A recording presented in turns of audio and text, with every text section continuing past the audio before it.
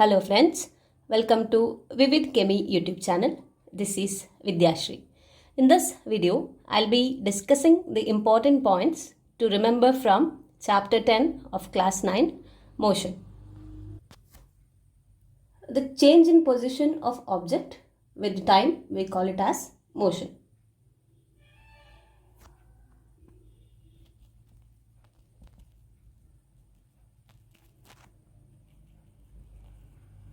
Motion is the change in position of an object with time. So we have various types of motion. So motion can be in a straight line, means it is a one-dimensional motion. So motion in straight line. So the motion can be circular motion, or it can be vibrational motion, or any other type. So in this particular chapter of class 9, the motion is discussed in case of straight line. So it is straight line motion that is discussed in this particular chapter. Always motion is described with respect to observer.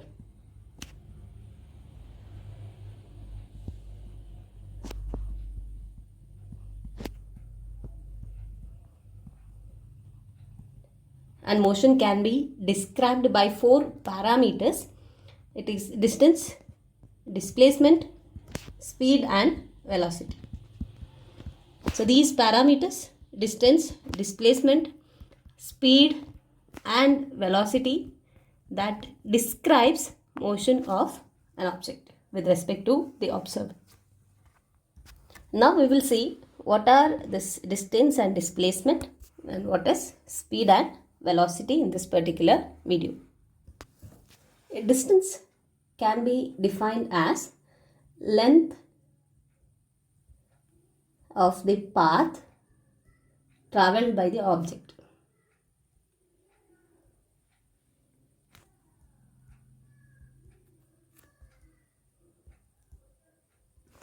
The length of the path traveled by the object is called as distance. Whereas displacement, you can consider it as the shortest distance. Displacement is the shortest distance traveled by the object, and it is always straight line. Displacement is always considered in straight line. The distance is having only magnitude, whereas displacement, it has both magnitude as well as direction.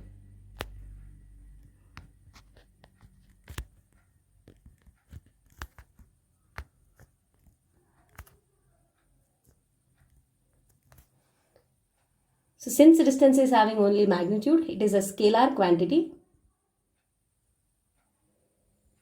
and displacement is a vector quantity since it has both magnitude as well as direction.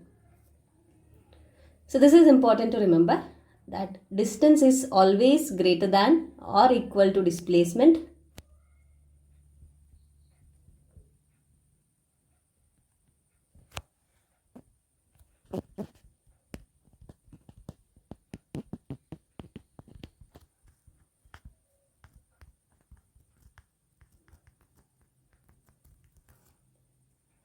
Distance cannot be 0. So these 2 points are very important to remember. Distance is always greater than or equal to displacement, and distance cannot be 0. Whereas displacement can be 0.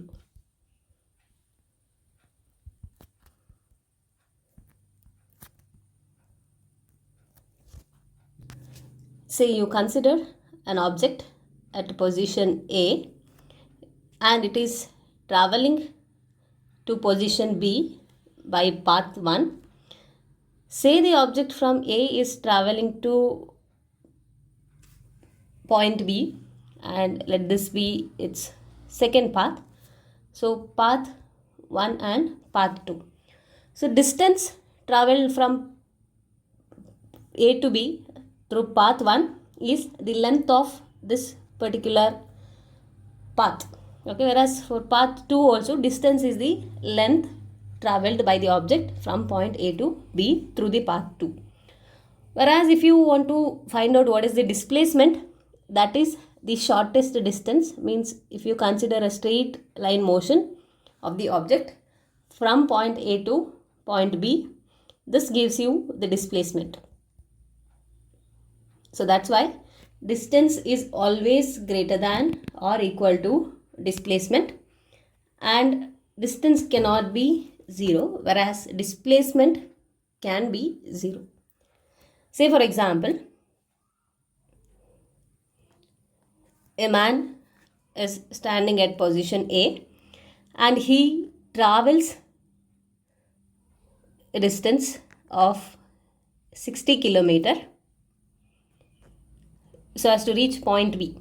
Okay, so this is 60 kilometers. He traveled from A to B. Then again he is coming back. He is coming back at the exactly midpoint. Say I'll denote this as O. So now this distance is 30 kilometer. The length between OB is 30 kilometer. See here, the distance traveled by the man from A to B to O is 60 plus 30, 90 kilometer. Whereas if you want to find out the displacement here, the initial position of the man is at A. So this is initial position, and after traveling he has reached at O. So this is the final position. So displacement is only this much distance between A and O. So the displacement here is 30 kilometer. So from this itself we can tell that distance is always greater than or equal to displacement. Say the other case. Now man is at position point A and he is traveling to point B, and then again he is coming back to A. So the man who is standing at position A is going to point B.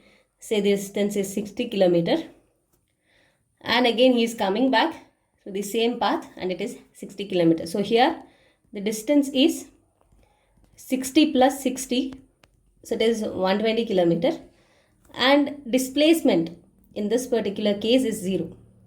It is because there is no change in the position, initial and the final position. So the displacement here is 0 kilometer. So that's why displacement can be 0, whereas distance cannot be 0. So these 2 points are very important to remember. The next thing you need to know is about uniform motion and non-uniform motion. Whenever an object covers equal distance in equal time interval, that we call as uniform motion. Say for example, here in the figure you can see a person who is moving. Okay, in every second he covers 5 meter distance. So that means 5 meter he covers in the first second. In the next second he covers 5 meter again. In the next second also he covers 5 meter, and this proceeds like this. Equal distance is covered in equal time interval. So this type of motion we call it as uniform motion. So whereas the second type is non-uniform motion, where the distance covered is not equal in the definite time interval. So again you consider a person who is traveling 5 meter in 1 second. In the next second he is covering 8 meters, and in the next second he might cover 15 meter, and in the next second say he is covering only 2 meter. So this is a case where the distance covered is not equal. So this particular case of motion we call it as non-uniform motion. Now we will study about speed and velocity. So speed is the distance traveled by the object in unit time. So speed is given by distance traveled by time.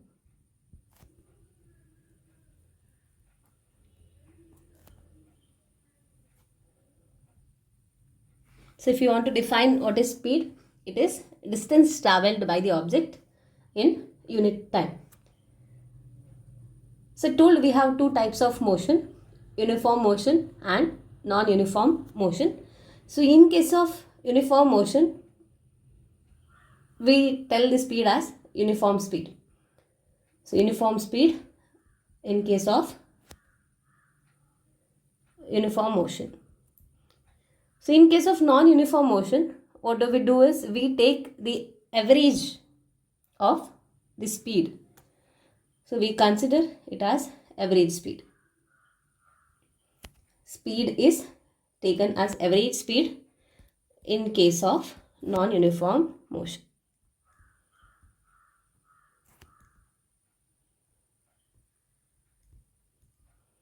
So average speed can be written as total distance traveled divided by total time.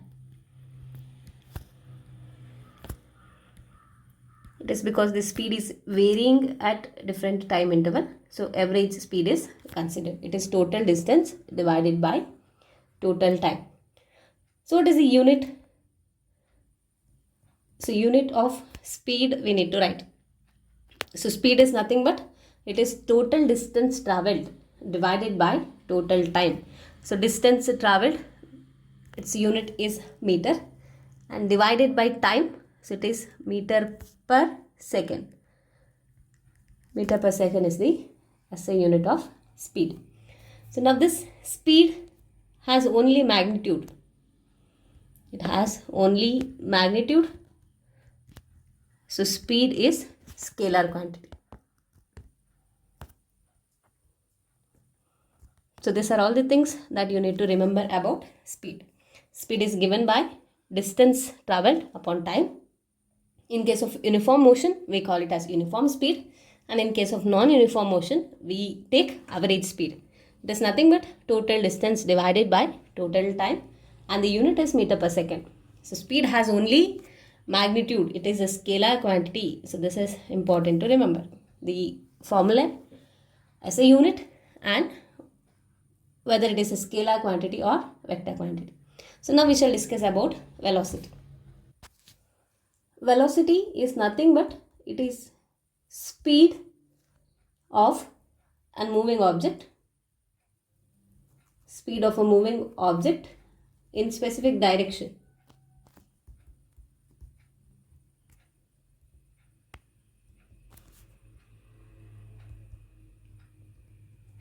So speed of a moving object in a definite direction, we call it as velocity.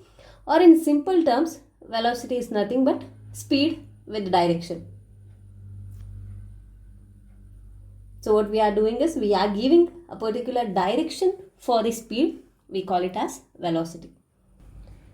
Velocity is nothing but it is displacement divided by time.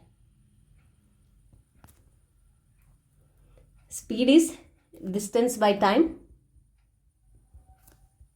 I just write the formula here. So what is the difference you have between speed and velocity? Is only thing that speed is having no direction. It has only magnitude. It is a scalar quantity. Whereas if you give direction to speed, that is nothing but velocity. So the formula to calculate velocity is displacement divided by time. So in case of uniform motion, we call the velocity as uniform velocity. So because velocity is same at whatever the point you consider. Whereas in case of non-uniform motion, we consider it as average velocity. So average velocity is given by total displacement divided by total time. So this is in case of non-uniform motion. It's because at a particular point the speed will vary. It is not same as that of the previous point. So in case of non-uniform motion, we have average velocity, and in case of uniform motion, we have non-uniform velocity. I told you whenever you give direction to speed, that becomes velocity. So means I can tell velocity has both magnitude as well as direction.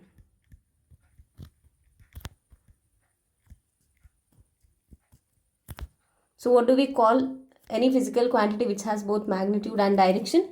So it is a vector quantity. Velocity is a vector quantity, whereas speed is scalar quantity. And SI unit. So the formula for velocity is displacement divided by time.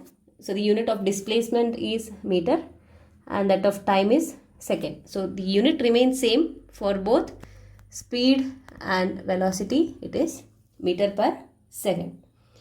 So always you have to remember average speed is always greater than or equal to average velocity. So this is important to remember. It is because distance is always greater than or equal to displacement. That's why average velocity is always less than or equal to average speed. The next important term is acceleration. So acceleration is nothing but it is rate of change of velocity.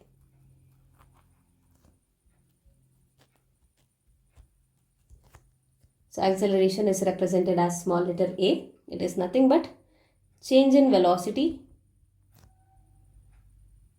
divided by time. That is what we call as rate of change of velocity. So change in velocity can be represented as v minus u and time is represented as t, where v is representing final velocity and u is representing initial velocity. So change in velocity is nothing but it is the difference between final velocity and initial velocity. So a is nothing but it is change in velocity divided by time. Now we will see a few questions based on these concepts we have discussed here. First question, what would be the displacement of a particle moving in a circular path of radius r after a displacement of half a circle? Option A 2 pi r, option B pi r, option C 2r, option D 0.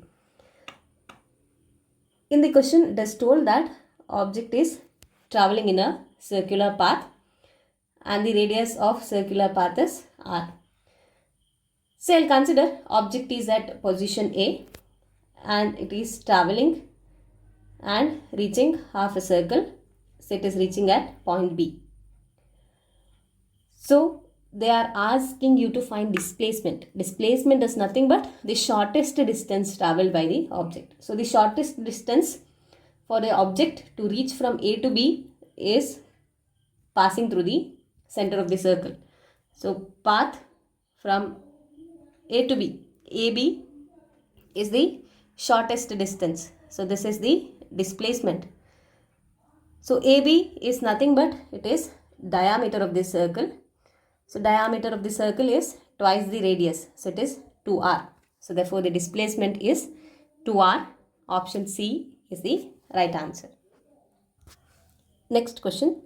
The physical quantity that has both magnitude and direction is known as option A vectors, option B scalars, option C both A and B, option D none of this. So I told you any physical quantity that has both magnitude and direction we call it as vector quantity.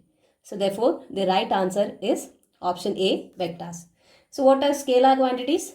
So they has only magnitude. Physical quantities which has only magnitude are called as scalar quantity. Next question. The numerical ratio of displacement to distance for a moving object is option A always less than 1, option B always equal to 1, option C always more than 1, option D equal or less than 1. So they have asked you the ratio of displacement to that distance for a moving object. So I told you distance is always greater than or equal to displacement.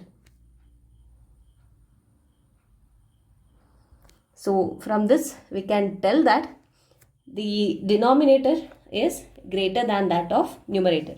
Either it is equal or the denominator is greater. So that means whenever you take ratio, whenever the denominator is greater, you will get it as less than 1. So whenever distance and displacement are equal, you will get it equal to 1. So therefore this ratio is either less than 1 or it is equal to 1. So therefore the right answer here is option D. I'll stop this video here. In my next video, I'll discuss the important points to remember from the graphical representations of motion. Thank you for watching. Like and share the video if the contents are useful to you. Subscribe to my channel for more updates.